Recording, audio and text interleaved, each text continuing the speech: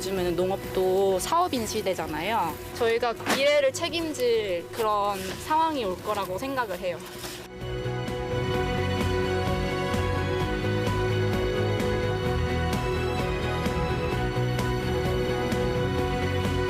이게 이제 실제 저희 농장 컨디션, 네, 제가 원하는 걸로 볼 수가 있겠죠.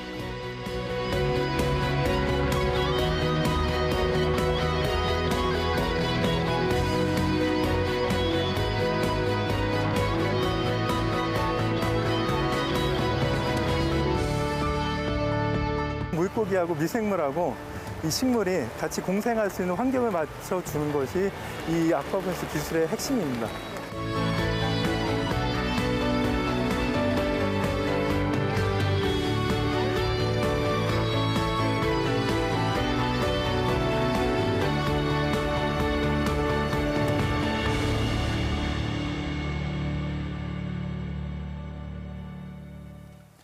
경기와 인천 지역 주요 현안을 집중 분석하는 인사이드 경인입니다.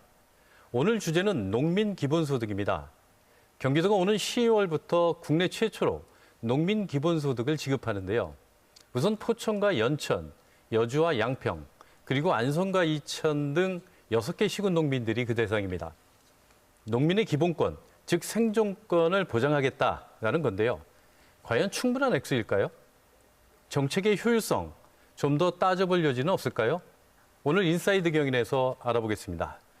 오늘 논의를 위해 세 분 패널을 모셨는데요. 먼저 경기연구원의 기본소득 연구단장을 맡고 계십니다. 유영성 박사님 함께하셨습니다. 예, 유영성입니다. 예, 안스팜 주식회사 안혜성 대표님 자리하셨습니다. 네, 안혜성입니다. 예, 아쿠아 스마트팜의 오용진 대표님 네, 함께하셨습니다. 오용진입니다. 예.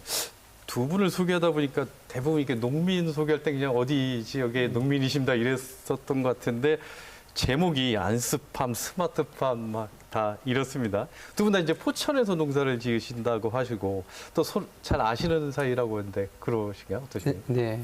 예.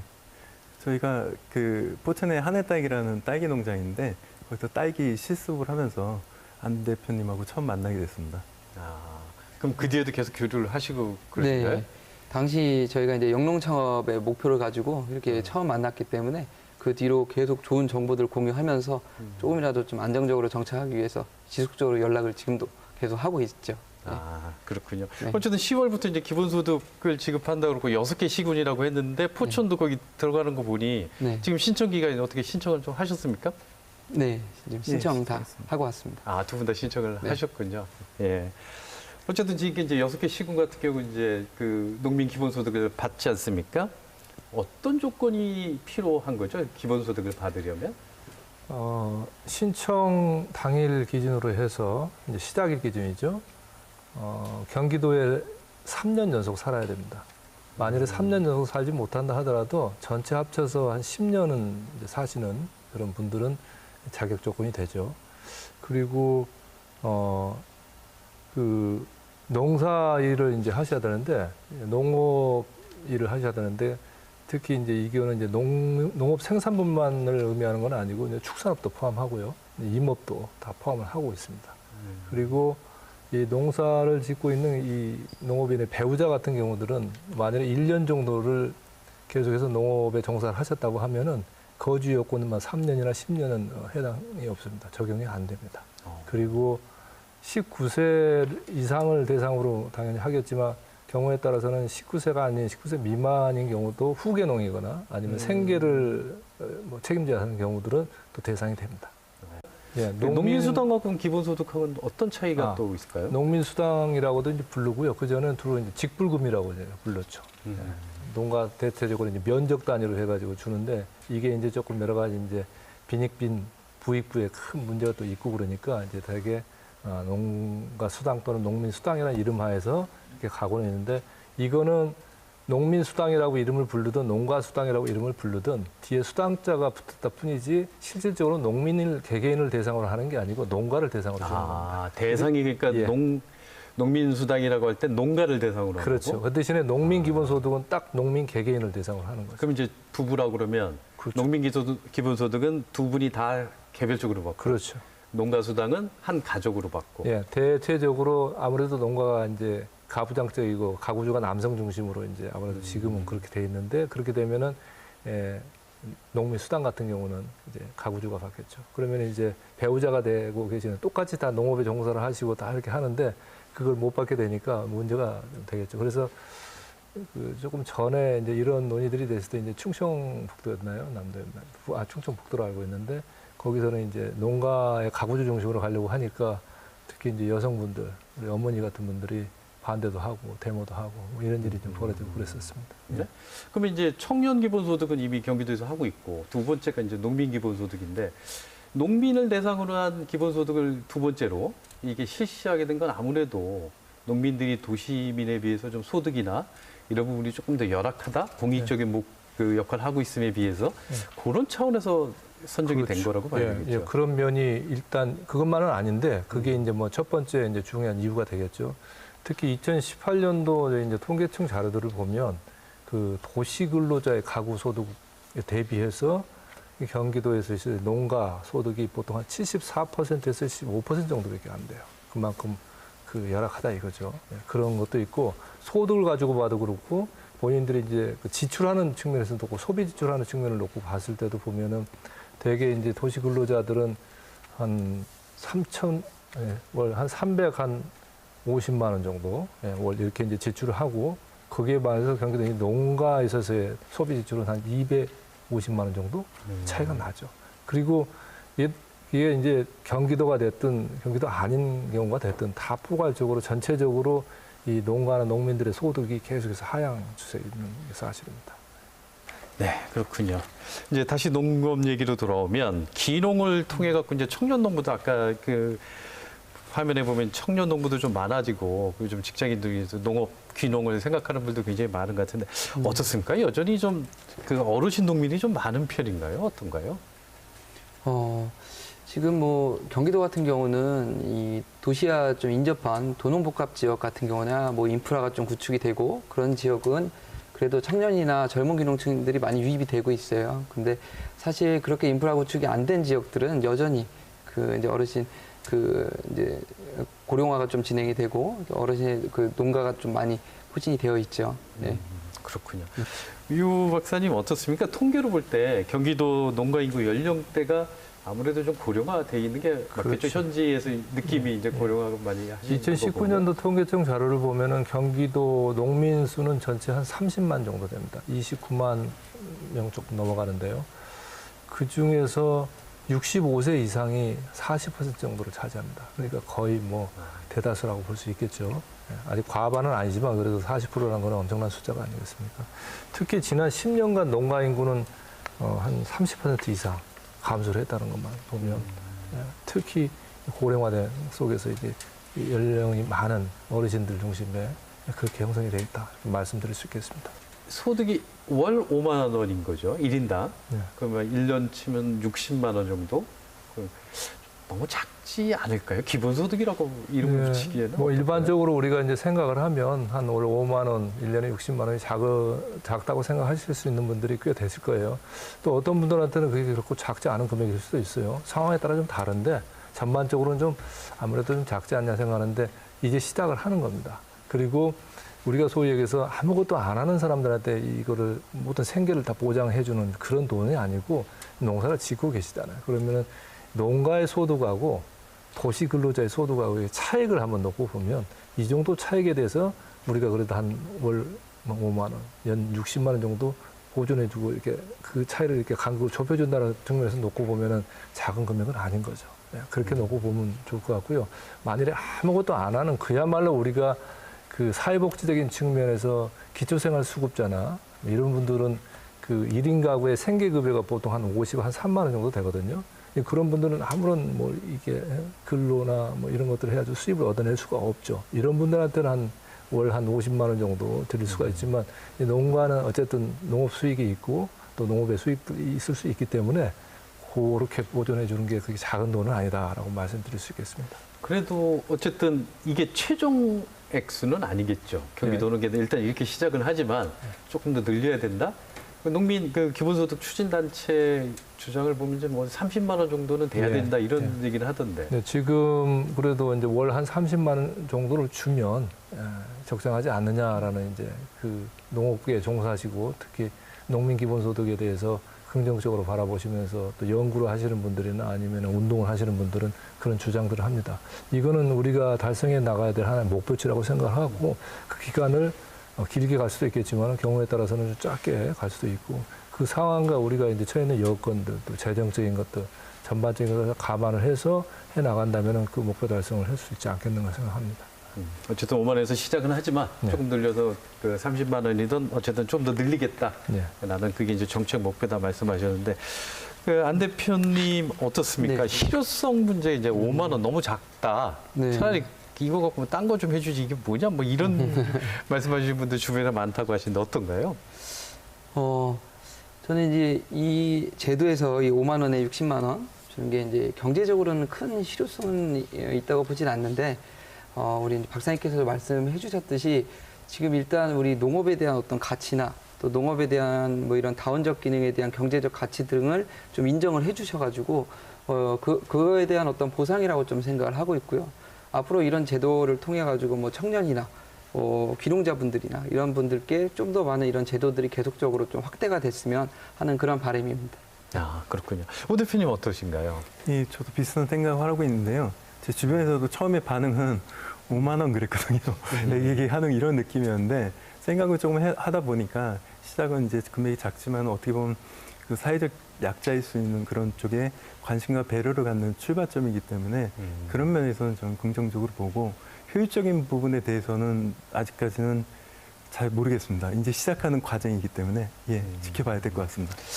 그렇군요. 아직은 좀 아쉬움이 있지만 조금 더 그 액수가 좀 현실화되도록 조금 한번 기대를 해보는데 또 하나 문제가 경기도가 시행을 했다고 하는데 시행 중에 경기도가 이제 31개 시군이 있지 않습니까? 근데 그중에 6개 지역만 일단 시행을 해요. 왜 6개가 만든 겁니까? 뭐 인위적으로 마음대로 이렇게 한 게 아니고요. 일단 사회적인 공감대를 좀 받고요.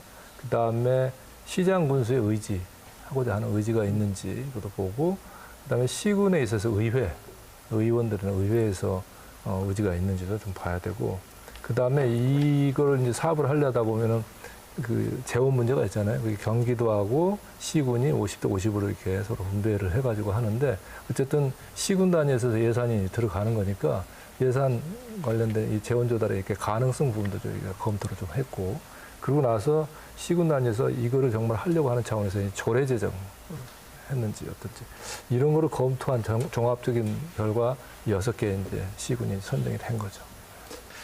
안 대표님 어떻습니까? 이렇게 이제 정부에서 그 소득 보전 이런 기본소득 이런 것들도 많이 해주는데 그래도 제일 중요한 건 농업 자체가 이제 경쟁력을 갖추는 것 그렇죠. 이런 것들이 좀 중요하다고 볼 수 있겠는데 스마트팜 이런 게 어떤 개념입니까? 지금 제목도 아까 보니까 아쿠아 스마트팜 하셨고 스마트하면 이제 똑똑하다 뭐 이런 뜻인 것 같은데 스마트팜이라는 개념이 어떤 겁니까?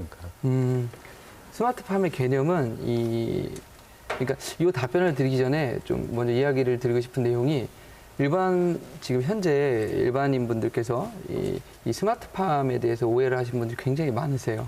이 스마트팜이라고 해서 뭐 고가의 유리로 된 유리온실이나 거기에 어떤 자동화 시스템이 들어가 있는 뭐 그러한 시설로만 이렇게 생각하시는 분들이 많은데, 사실은 뭐 노지가 됐든 뭐 조그만한 뭐 단동하우스, 재래식 하우스가 됐든 뭐 연동하우스가 됐든 거기 그 농업을 하려는 그 시설 내에다가 그 ICT 환경 복합 제어가 접목이 된 기술이라고 보시면 돼요. 그 얘기인즉슨 ICT 기능이 들어갔기 때문에 그 정보통신 기술을 통해서 우리가 무선으로 원격으로 이 농업을 할 수 있는 이러한 좀 장점을 가지고 있는 개념이라고 좀 보시면 됩니다. 아, 그렇군요. 그러면 인간이 가고 다 그 둘러보고 이런 것이 아니라 어떤 정보통신 기술을 활용한 농업이다라고 볼 수 있겠는데, 과연 어떤 모습일지 궁금한데요. 일단 안혜성 대표의 농장이 이제 정보통신 기술 이용해서 스마트팜 이런 걸 하고 있다고 하는데, 어떤 안 대표님 농장 한번 보고 가시겠습니다. 안혜성 씨 농장으로 가보겠습니다. 포천에 위치한 안혜성 씨 딸기 농장. 9월부터 시작되는 딸기 농사 준비가 한창입니다. 맨발로 흙을 고르고 화분에 흙을 담는 열혈 청년 농부들. 맨발의 청춘들입니다. 보기에는 일반 하우스와 비슷해 보이지만 이 농장은 ICT 정보통신 기술을 활용해서 농사를 짓습니다. 이곳은 스마트팜 관제실입니다. 안혜성 씨 책상에는 대형 모니터가 있는데요. 정보통신 기술을 활용해서 농장에 가지 않아도 농장 상태를 확인할 수 있도록 했습니다. 이게 이제 실제 저희 농장 컨디션, 이런 네, 거. 제가 원하는 걸로 이제 볼 수가 있죠. 정보통신 기술을 기반으로 설계된 농장에는 수십 대의 고화질 카메라와 첨단 센서 장비들이 설치돼 있습니다. 각종 센서들은 농장 내 온도와 밝기, 물의 양 등을 수치로 표시해 주는데요. 수치를 보고 PC와 휴대폰으로 창을 열고 물도 줍니다. 온도가 30도 이상 올라간다. 그러면 천창 열어주고 배기팬 틀어주고 시스템을 도입 안 해도 본인들이 직접 만들어가지고 이 작물의 상태에 따라서 해가 굉장히 많이 들 때 예를 들면 뭐 2시, 3시는 물을 주지 말고 저녁에 준다. 고화질 카메라는 잎사귀에 있는 벌레까지 포착이 가능합니다. 정말 선명하죠? 수확을 제외하고는 농장 관리는 PC와 휴대폰을 활용해서 원격으로 하고 있습니다. 스마트폰으로도 내가 언제 어디서든 이렇게 작물을 관찰할 수가 있고 또 이에 따라서 작물에 대한 어떤 문제점이 있다. 그러면 직접 ICT를 작동을 하면서 이 환경 조건들을 우리가 제어를 해줄 수가 있지. 정보통신 기술을 이용하다 보니 내 손 안에서 1,500평의 농장 제어가 가능합니다. 우리 노동력 절감으로도 이어지는 부분이니까 예전 같았으면 우리가 물 줄 때 지하수 틀어놓고 배관에 가서 배관 열어주고 이런 수동적으로 했다 그러면 지금 휴대폰으로 다 하다 보니까는 경제적인 부분에서도 이제 좀 장점이 있지. 이곳 농장에 온 정보통신 기술을 활용할 뿐 아니라 재배 방법도 독특합니다. 작물들을 땅에 심지 않습니다. 화분을 활용합니다. 화분 포트를 쓴다는 이유는 결국은 두 개를 격리를 시켜가지고 병이나 어떤 균이나 이런 거를 전이 안 되게끔 하는. 식물 전염병 확산을 막기 위해서 화분을 사용하고 있었던 거네요. 작물을 화분에서 키우기 때문에 관리 방법도 특별합니다. 딸기를 우리가 이렇게 심을 거 아니야. 이 드리퍼라는 양액 시스템을 통해 가지고 이 딸기가 필요한 만큼의 정량 그 관수를 해주는 거라고 보면 돼. 이 점적 드리퍼 같은 경우는 1mm 단위의 어떤 정밀 관수가 되기 때문에 우리가 이제 전략적으로 가는 거지. 링거를 맞는 것처럼 1mm 정밀 관수를 이용하기 때문에 딸기 최적에 맞는 물의 양을 조절할 수 있습니다. 딸기를 재배하지 않을 때에는 딸기를 키웠던 흙에 상추를 키웁니다. 딸기를 수확을 하고 남은 이 폐상토를 버리면 결국 이게 또 환경 오염적인 부분에서도 좀 연결이 되기 때문에 버리기 좀 아까우니까 여기에다가 재활용을 해가지고 상추 씨앗을 직파를 해가지고 직접 잘 자라는지 테스트를 했고요. 작물 재배에는 화학 비료가 사용되는데 사용한 흙을 그대로 버리면 토양과 하천이 오염될 수 있는데요. 흙을 재활용함으로써 오염도 줄이고 상추 재배로 수익도 올리고 있습니다. 그러면 이 안에 딸기 뿌리도 같이 공존해져 있어요. 밸런스가 잘 맞아져 있는 그 흙이라고 보면 돼요. 자연순화적으로 계속 이제 돌아가게끔 제가 개념을 좀 만들어 봤어요. 안혜성 씨는 현장 밀착형 귀농 닥터 교육 프로그램에 참여해서 농부를 꿈꾸는 분들에게 멘토 역할도 해주고 있었습니다. 용인에서 포천까지 딸기 농법을 배우러 온 이원 씨. 유통회사에 다니다가 2년 전 귀농을 결심하고 스마트 재배를 공부 중입니다. 부모님들은 거의 다 재래식으로 하셨죠. 뭐 땀을 많이 흘리시고 아침에 햇볕이 있으면 일단 일을 못하게 되는 상황이 되는데 지금 뭐 스마트폰 ICT 시설로 하게 되면은 보다 좀 더 효율적으로 운영할 수 있고 인력도 좀 더 줄 수 있고 또 생산력도 더 많아지니까 기대가 큽니다, 저는. 새 아이들과 딸기 농장을 하면서 딸기 수확을 할 생각을 하면 벌써부터 설렌다는 이원 씨. 그런데 막상 농사를 지어보니까 보통 고된 게 아니라고 합니다.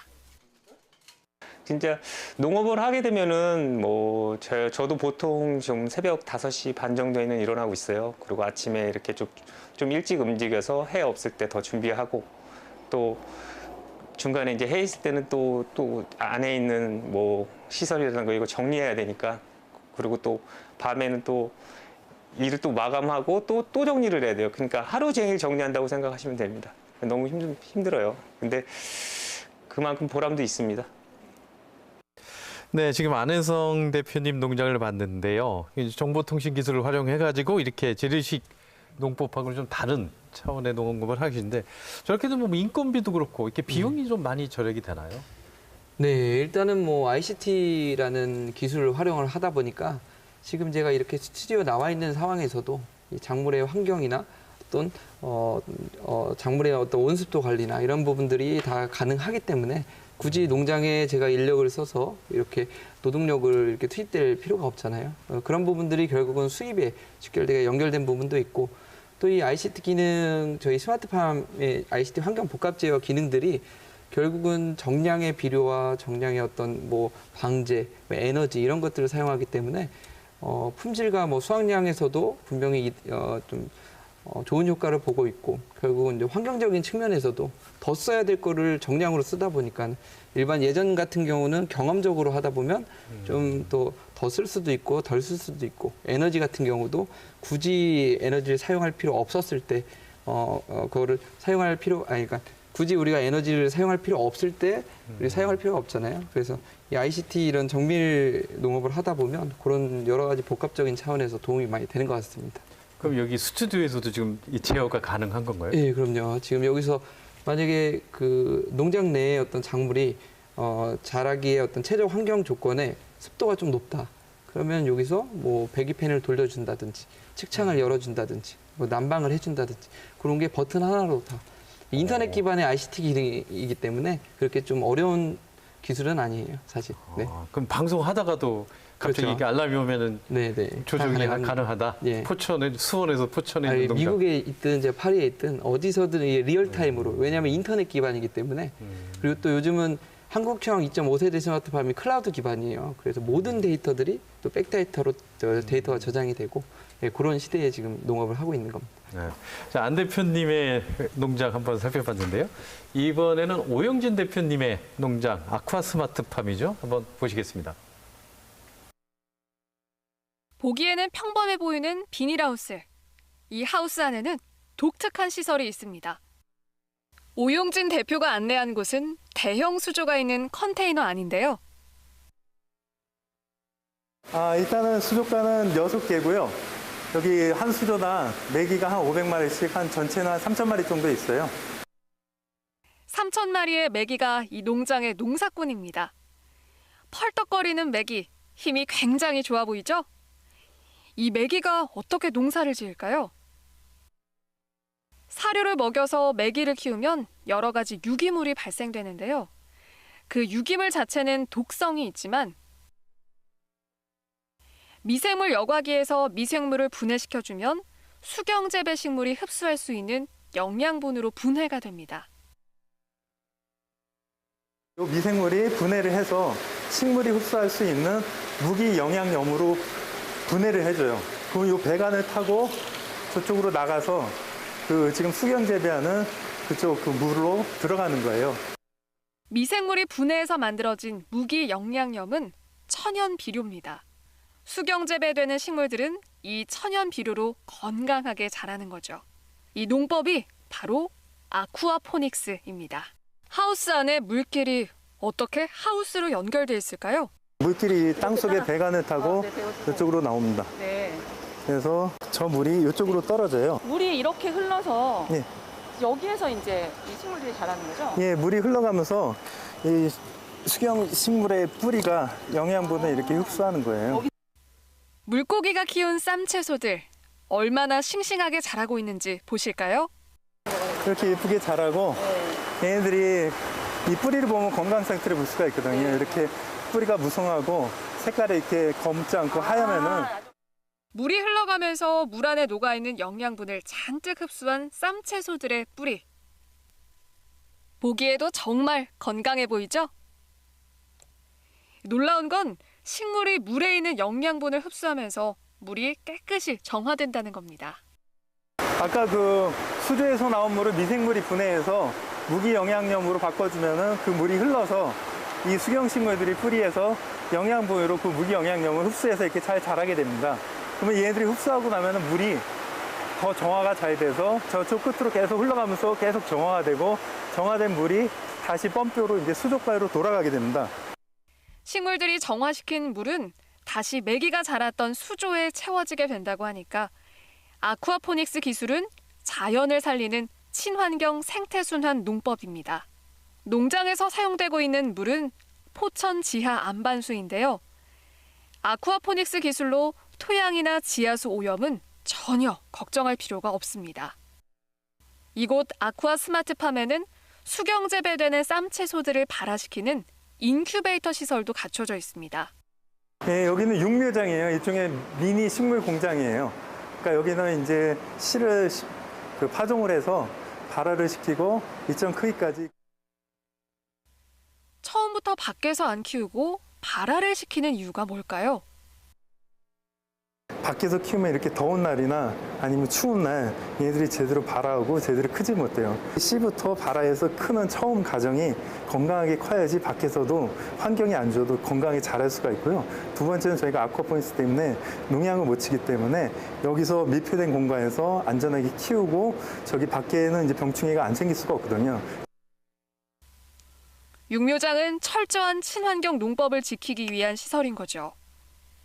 식물을 발화시키는 육묘장은 온도와 습도 관리가 철저했습니다. 여기는 온도는 한 20도 전후로 유지를 시켜줄 수 있게 하고 있어요. 처음에 요거를 잡는 과정은 좀 힘들고 어려웠지만 잡고 나니까 엄청나게 큰 도움이 되고 또 한 가지는 여기가 저기 바깥에서 전체 키우는 양보다 더 많은 걸 키울 수가 있어요. 육묘장에서는 한 번에 16,000개의 아기 식물을 키울 수 있기 때문에 많은 물량을 키울 수 있어서 수요와 공급을 맞추기가 용이합니다.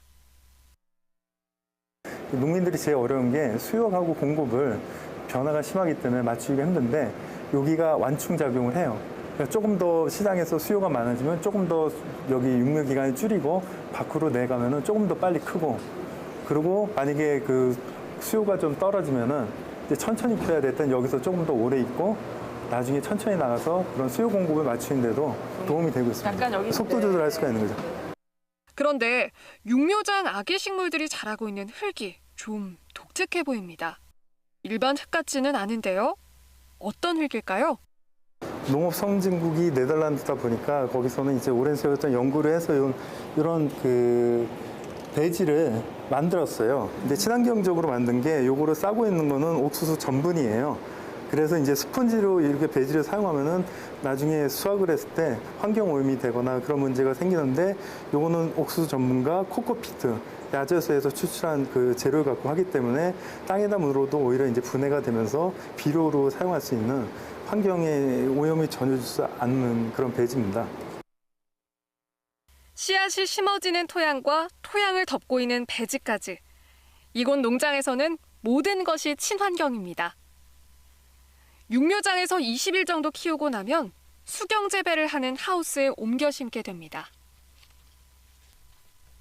메기와 식물들이 공존 공생하는 아쿠아 스마트팜은 자연 생태계를 그대로 옮겨놓은 것 같았습니다.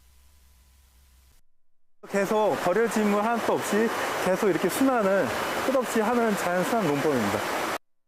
수족관에서 힘차게 헤엄치는 메기가 키운 아쿠아 스마트팜의 쌈채소들은 먹기에도 아까울 정도로 예쁜 꽃 같았는데요. 구경해 보실래요?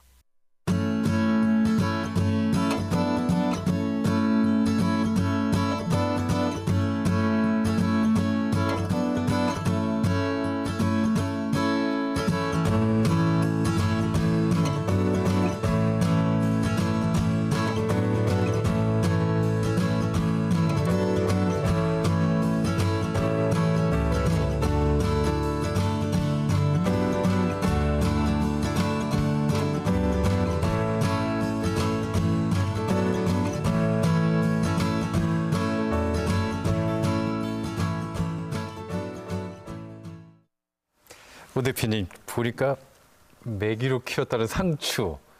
굉장히 싱싱해 보이고 또 야들야들 또 부드러울 것 같았습니다.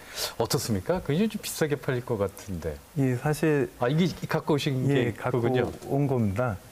사실 이번에 얘네들은 이제 여름 혹서기에 거의 기온이 하우스 안이 거의 40도까지 올라왔었는데도, 그리고 또 비가 내릴 때는 이제 광량이 부족한데도 그걸 잘 이겨내고 이렇게 생산이 잘 큰 겁니다.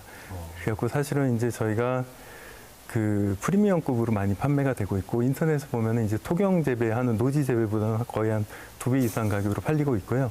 그 양액 수경 재배하는 것보다는 한 1.5배 가격으로 판매가 되고 있습니다. 그러면 일반 시장보다는 좀 더 프리미엄급 어떤 유통 경로를 어디서 주로 그럼 팔립니까? 사실은 저희가 문제는 이제 제가 아무 준비 없이 이걸 시작하게 돼서 그 처음엔 규모를 작게 이제 327평으로 시작을 했습니다.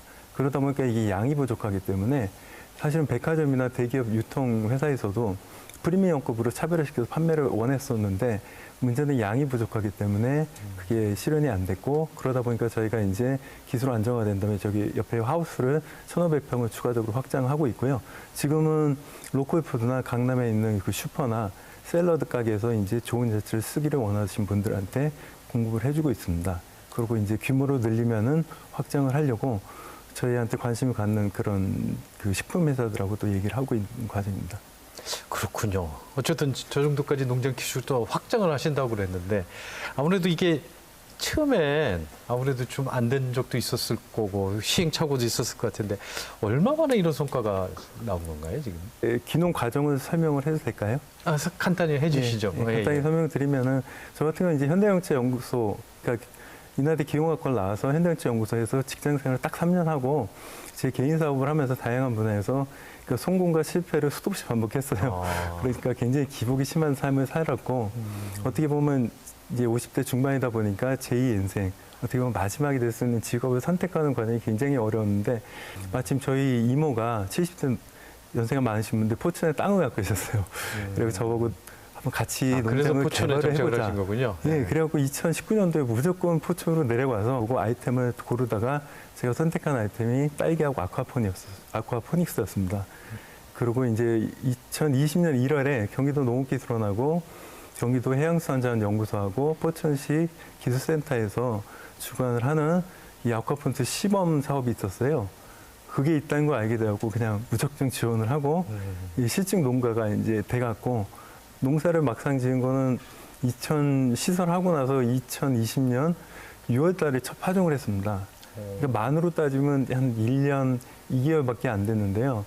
이게 아무 준비도 없이 하다 보니까 어떻게 보면은 저는 이제 정부 지원 사업의 혜택을 본 사람이에요. 그러니까 박사님들이 5년 동안 시행착오 겪은 기술을 공유를 해줬기 때문에 기본은 그걸 깔고 왔는데, 이제 문제는 현장이 연구소하고는 좀 틀려요. 이게 양산으로 규모가 커지면 환경이 다 바뀌면서 그 시스템이 하나만 바뀌어도 모든 상황이 변수가 다 틀어지기 때문에 처음에 한 8개월은 1년 동안 쉬는 날이 없었고, 처음에 8개월은 물고기도 많이 죽었고 야채도 맨날 뽑아버리면서 매일매일 이게 꿈인 줄 알았어요.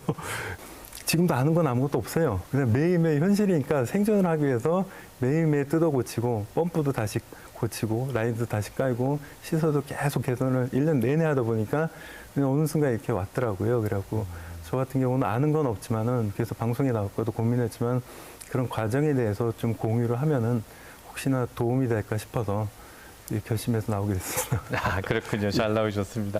아까 그리고 영상을 보니까 이제 매기를 활용해서 하는데, 매기가 굉장히 힘차 보이던데, 매기는 어떻게 처리합니까? 아무래도 팔로가 있거나 아니면 직접 매기 매운탕집을 하나 개업을 하시든지 이러셔야 될 것 같은데 어떤가요? 몇 마리나 있습니까? 그리고 저게 지금? 매기가 정확한 숫자는 파악이 안 되는데, 수조가 저희가 이제 그 8톤 분이 들어가는 수조가 6개가 있고, 메기가 한 수조당 한 500마리씩 전체 한 3,000마리 정도 있을 것 같습니다. 그래갖고 얘들은 사실 그 항생제도 안 쓴 건강한 메기 때문에 이 주변에 매운탕집에서도 눈독 들이는 데가 많고, 메기 매니아들이 또 눈독을 많이 들이겠는데, 지금 어떻게 할까 이제 고민을 하고 있습니다. 사실은 아쿠아포닉스 장점이 농산물에서 그 수익을 얻는 것 플러스 어떻게 보면 양식에서 추가적인 수익을 얻는 게 그 매력이 있는 농법이기 때문에 준비는 하고 있습니다. 네, 연락 주십시오. 한번 찾아뵙겠습니다. 어쨌든 오 대표님 말씀 들어봤는데 안 대표님은 어떻습니까? 대기업 연구원이셨다고 하던데 아, 네네. 어떻게 하다가 이게 농업을 하시러 결심을 하셨고 이런지요? 저는 사실 그 농업을 이제 2002년도죠. 저희 아버지가 처음 귀농했을 때 그때 안정적으로 아버님이 먼저 귀농을 네. 하고 그때 원래 그 자동차 정비를 운영을 하시다가 뭐 이제 사기를 좀 당하셔가지고 그 사기를 치신 분이 임대하우스 10동을 갖고 계시더라고요. 그걸로 받으신 거예요. 그래서 그런 사례로 어떻게 하다 귀농을 하셔서 그 지자체 내에 빠르게 좀 정착을 하는 걸 도와드리기 위해서 제가 당시 컴퓨터를 좀 잘 했었어요. 그래가지고 2002년도부터 당시 그 지역 주민의 또 농업인의 관련 행정 업무들을 제가 봤던 게 제가 지금 18년도까지 그 큰 연합회 총무 행정 업무 그리고 포천시에서 그 엽채류 그 국내 처음으로 수출하는 수출업까지 제가 이제 행정 업무들을 옆에서 서포트 역할을 하면서 저는 제 본업인 이제 제 전공을 살려서 이렇게 대기업에 입사를 했는데 그 18년도에 어느 날 저는 이제 빅데이터 AI 관련된 이런 연구를 좀 하고 있었어요. 토목 관련돼서. 근데 매체에서 스마트팜을 좀 접하게 됐고 또 당시 뭐 20년 가까이에 대한 농업의 간접적인 경험이 좀 있었기 때문에 이 농업에 대한 거부감도 없었고 누구보다도 이 농업에 대한 미래 전망 가능성이나 어떤 먹거리 산업의 중요성을 알고 있었기 때문에 당시 그 창업 자금이 마련되는 시점에 제가 딱 가감히 이 스마트팜으로 한번 해보겠다 해가지고 재창업을 했습니다. 네. 아무래도 이제 젊은 분들 이런 부분에 대한 지식과 열정이 있는 분들이 많이 필요할 텐데 안 대표님 농장에서 지금 농부 인턴 하고 계신 분이 있다고요? 청년 농부라고 하는데 최현지 씨 얘기 한번 들어보시겠습니다.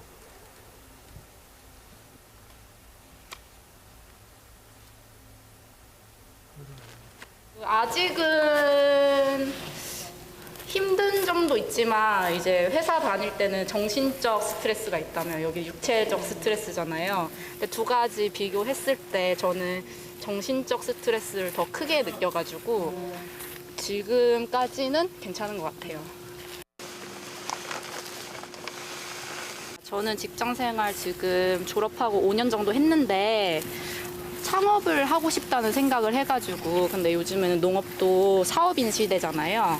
그래서 농업으로 다가갔을 때 좀 더 큰 시장을 만들 수 있다고 생각을 해서 농업으로 결정을 했습니다. 네.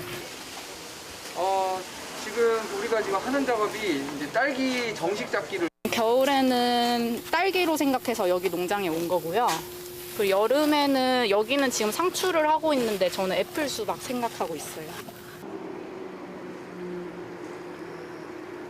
여기 오기 전에는 토마토 키웠었는데 보면은 뭐 가지를 따져도 계속 새로운 가지들이 나와요. 근데 식물들을 보면서 나도 이렇게 열심히 살아본 적이 있었나 이런 생각도 들기도 하고 그리고 상추 같은 경우는 죽기 직전에 꽃을 꼭 피우거든요. 그래서 이렇게 힘든 와중에도 결실을 맺으려는 노력을 하는구나 이런 생각도 들어요. 나도 꼭 농부가 되어서 네, 꼭 결실을 맺고 싶다 이런 생각을 하죠. 네. 안 대표님 표정이 최현지 씨 그 표정이 굉장히 밝은데요. 아무래도 이제 청년 농부로서 꿈을 갖고 이제 막 시작을 하는 것 같은데 이런 분들이 어쨌든 제대로 정착을 하려면 이분들에게 이제 기본적인 소득 이런 걸 하기 위해서 기본소득 제도가 필요할 텐데 어떻습니까? 지금 지역 화폐로 준단 말이에요. 현금이 아니라 어떻습니까? 물론 우리가 이제 현금을 받으면 좋죠. 왜냐하면 사용하는데 제약이 없으니까. 지역 화폐는 소멸성이에요. 그리고 이게 쓰이고자 하는 그런 사용 용처가 좀 제한적으로 되어 있습니다. 근데 왜 이런 방식을 쓰냐 그러면은 농촌을 생각해요. 농업만 생각하지 마시고 농촌 지역사회 내에서 지역 경제라는 것이 살아나기가 힘들잖아요. 지금 가면 갈수록. 그러면은 특히나 거기서 아주 영세한 그런 어떤 소상공인들도 다 같이 사는데 이분들은 뭘로 이렇게 생계를 유지할 거예요? 농업을 아무리 잘한다 하더라도 이런 그 소상공인들과 같이 어우러지는 이런 부분들이 만일에 다 죽는다면은 다 같이 아마 공멸할 겁니다. 그런데 이게 기본소득을 특히 농민 기본소득을 줘서 농민 부분들이 이걸 받고 이걸 가지고 영세 소상공인들한테 가서 쓰게 되면은 농민도 나아지겠지만은 복지적인 측면에서 나아질 거고요. 특히 영세 소상공인들 입장에서는 매출이 늘잖아요. 소비 진작에 의해서. 그러면 이게 같이 공생할 수 있는 거죠. 전체를 생각했을 때, 공동체 전체를 생각했을 때 보다 더 큰 사회적으로 보면 이득이 되는 이런 어떤 길을 갈 수 있다. 그래서 우리가 현금을 주는 것보다도 지역화폐 방식을 쓰는 겁니다. 대표님 어떻습니까? 두 대표님 이렇게 귀농을 먼저 하셨는데 안 대표님 먼저 귀농 과정에서 아쉬웠던 점 이런 거 이제 정부 정책이나 이런 부분이 좀 바뀌었으면 좋겠다 이런 부분도 분명히 있을 텐데 어떤 부분이 있을까요? 저도 이제 좀 아쉬웠던 점이 있었고 사실 저는 지금 현재 농장에서 한 달에 2명씩 이 인턴생을 이제 받으면서 1년에 24명의 젊은 청년들의 스토리들을 보고 있어요. 이 제도가 선정이 된 친구들이 실질적으로 이 3억 융자 자금에 대해서 보통 이제 신용보증으로 농심부에서 해주긴 하는데 시설에 대한 부분을 이렇게 융자를 못 받는 그 사례들이 너무 많아요. 제 옆에서 지켜보면 부모님한테 이렇게 빌리는 경우도 있고 좀 안타까운 사례도 있고 또 마지막으로는 제가 친구들한테 항상 물어보는데 본인들이 청년의 입장에서 느끼는 그 거치 기간과 상한 기간이 이게 5년 거치 10년 상한으로 늘어났는데도 불구하고 짧다는 거예요. 그래서 이런 부분에 있어서 좀 두려워하는 친구들이 많이 있더라고요. 아, 예, 그렇군요. 오 대표님은 어떻습니까? 귀농 과정에서 좀 정부 정책 이런 부분들이 좀 고쳐서 줬으면 좋겠다 이런 부분 느끼신 게 있으실까요? 네, 저는 좀 많이 느꼈습니다. 그러니까 어떤 걸 느꼈냐면 저 같은 경우는 5번 망해본 사람이거든요. 그러니까 한 번 망하면 얼마나 고통이 큰지를 많이 겪어본 사람이에요. 근데 보면은 이제 제가 바라보기에 농업 쪽은 블루오션이에요. 그러니까 노력하면 굉장히 큰 결과를 만들어낼 수 있는 시장인 건 확실한데 문제는 쉽지가 않다는 거예요. 근데 어떻게 보면 저는 이제 아까 말씀드린 대로 대기업에 딱 직장 생활을 3년을 하고 제 사업을 했는데 어떻게 보면 이 농업 쪽도 자영업하고 비슷하거든요. 근데 어떻게 보면 퇴직자나 어떻게 보면 할 게 없으니까 자영업을 하신 분들이 많은 것처럼 잘못하면 농업 쪽으로도 그런 마음으로 오신 분들이 생기거든요. 그 원인이 방송에서 너무 미화된 자료들이 나가요. 예, 저희 아쿠아포닉스만 하더라도요. 327평에서 이론적으로는 매출 한 달에 4천만 원 올릴 수 있습니다. 근데 제가 현실적으로는 한 달에 1,000만 원 넘게 올려봤는데 그게 사실 전국에서 있을 수 없는 매출이에요. 근데 현실은 빵원이 될 수도 있습니다. 농업적으로 청년 창업농이나 이제 퇴직자들이 이렇게 유입이 되는 것도 필요하지만은 현실을 좀 제대로 알고 준비가 돼서 들어와서 이게 해야 되는데 제가 그냥 들은 것도 그렇고 뭐 유튜브나 이런 데 요새 영상들이 많잖아요. 그래서 너무 쉽게 청년 창업농 열정만 갖고 준비를 했다가 뭐 3억, 5억, 10억 이렇게 시도 투자를 해서 농을 시작을 했는데 그게 다 어떻게 보면 지원금도 있지만 다 빚이거든요. 빚인데 너무 쉽게 생각하고 덤볐다가 한 1년, 2년 만에 평생 여기서 빚에서 헤어날 수 없겠다 결론 내고 포기하는 사람들도 많아요. 이 박사님 경기연구원에 계시니까 현장의 목소리도 좀 잘 반영해서도 연구하실 때 좀 더 농민들이 잘 할 수 있는 이런 것들 좀 같이 해주시고요. 어쨌든 지역마다 좀 차이는 있지만 이제 신청 기간 아닙니까? 농민기본소득 포천, 연천, 여주, 양평, 안성, 이천 이런 분들이 신청하실 텐데 지역화폐로 어떻습니까? 그 어떻게 하든지 신청 안내 이런 걸 좀 해주실까요?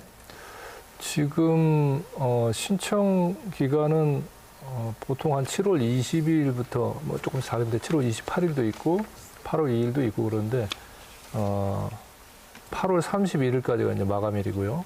아니면 9월 초, 9월 한 3일 또는 6일까지. 그러니까 아직은 약간 좀 시간이 있습니다. 근데 8월 13일 기준으로 신청률을 보니까 전체가 한 지금 9만 1,000명 정도 가량 되는데 한 50%를 조금 넘어서고 있어요. 그래서 그렇게 많이 된 건 아닌데 이제 앞으로 남은 기간 동안에 다 해서 한 100%까지 다 할 수 있었으면 하는 게 이제 바람입니다. 그러니까 시간이 남아 있기도 아마 인지를 하고 있는데 닥쳐서 하려고 마감일 닥쳐서 하려고 이렇게 좀 이렇게 다른 일 바쁘니까 그런 분도 계실 거고 또 경우에 따라서는 또 그렇게 생각하다가 또 잊어먹게 되거든요. 사람들이 그렇죠. 의식 속에서 별로 이렇게 뚜렷하게 인지를 못하는 수도 있는데 그런 분들일수록 미리미리 좀 신청을 하셨으면 좋겠습니다.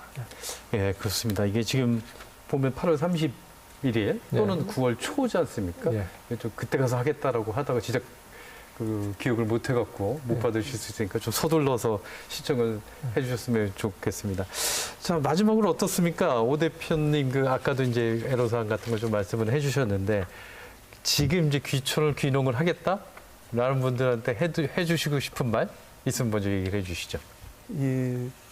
저 같은 경우 솔직히 이런 말할 자격이 있는지는 잘 모르겠어요. 아직 초보 농부고 솔직히 아는 게 하나도 없어요. 교육도 못 받았고. 근데 제가 느끼기에 청년 창업농들이 많이 진입을 했으면 좋겠습니다. 왜냐면 제가 느끼기에는 농업 플러스 아까 말한 6차 산업 플러스 이제 어떻게 보면은 스마트팜, 한류 이런 거를 문화 콘텐츠를 융합을 시키면은 제가 보기에는 국내 시장이 너무 적잖아요. 그래서 자영업자가 많은 거고 농업도 같은 건데 해외 쪽으로도 진출이 가능하다고 생각을 하기 때문에 진입하는 거는 저는 찬성을 하고 있는데 문제는 이제 너무 미화된 방송이나 너무 준비 없이 오늘 방송도 좀 미화됐을 가능성도 있겠는데요. 오 대표님 아까 그 농장이 아주 너무 멋있었는데. 그렇죠. 예, 미화될 수가 있는데 저는 그런 거 원하지 않습니다. 그 모습은 그렇지만 거기서 피와 땀 이런 네. 것들이 얼마나 많았는지를 좀 봐달라 네. 이런 취지이신 거죠? 맞습니다. 예, 안 대표님은 어떠신가요? 저도 제가 요즘 이 농업 관련된 뭐 강의나 컨설팅 이런 걸 하면 항상 그 준비하는 청년들에게 이렇게 얘기를 해줘요. 그 농업을 이 농사로 접근하지 말고 창업, 이 사업적 비즈니스 마인드를 가지고 접근하라고 항상 이야기를 해주고 있는데 제가 느끼기에는 이 농업적인 이 창업이 어떠한 창업보다도 굉장히 힘든 사업 중 하나인 것 같아요. 왜냐하면 지금 우리가 땅을 수반으로 해가지고 하는 창업이다 보니까 농지 조성에 있어서도 여러 가지 신고도 있고 지하수 관정 개발, 또 시설, 그다음에 판로, 그 유통 이런 부분들을 모든 것들을 본인들이 다 커버를 해야 되기 때문에 이런 것들로 안정적으로 정착하기 위해서는 결국은 전 체계적인 어떤 준비와 많은 교육과 뭐 이런 과정들이 필요하다고 봐요. 그래서 옛날 말로는 뭐 할 거 없어서 농사진다. 절대 그렇게 하면 실패 확률이 굉장히 클 것 같고요. 그래서 정말 어떠한 사업보다도 굉장히 체계적인 준비가 필요하니 많은 또 교육과 그런 정부 프로그램들을 이용하시면 좋을 것 같고요. 저 같은 경우는 19년도에 제가 직접 그 집합교육을 들은 교육 시간이 약 한 1,500시간 가까이 갔어요. 그렇게 많이 들으셨어요? 그렇게 교육도 들으면서 저는 농업대학도 다녔어요. 그리고 중소벤처기업부의 창업, 그 예비창업 패키지라는 사업에 또 1억 원도 사업화장을 받게 돼서 정말 많은 준비들을 이렇게 해왔거든요. 예, 그런 준비와 노력이 없으면은 이 농업 쪽은 정말 쉽지 않을 거다. 뭐 이런 좀 조언을 해드리고 싶습니다. 네. 네, 잘 듣습니다. 오늘 농민 기본소득을 주제로 해서 우리 농업이 나아갈 방향 그리고 농촌 귀농을 생각하는 분들이 가져야 될 자세까지 알아봤습니다. 사실 그 농민 기본소득이 우리 농업의 모든 문제를 일거에 해결해줄 만능 열쇠는 아닐 겁니다. 하지만 많은 사람이 오고 싶어하고 또 올 수 있고 또 오래 머무르는 농촌과 농업이 되기 위한 마중물 역할을 해주기를 기대해 봅니다. 오늘 인사이드 경인 여기까지입니다. 다음 주에는 더욱 알찬 내용으로 찾아뵙겠습니다. 고맙습니다.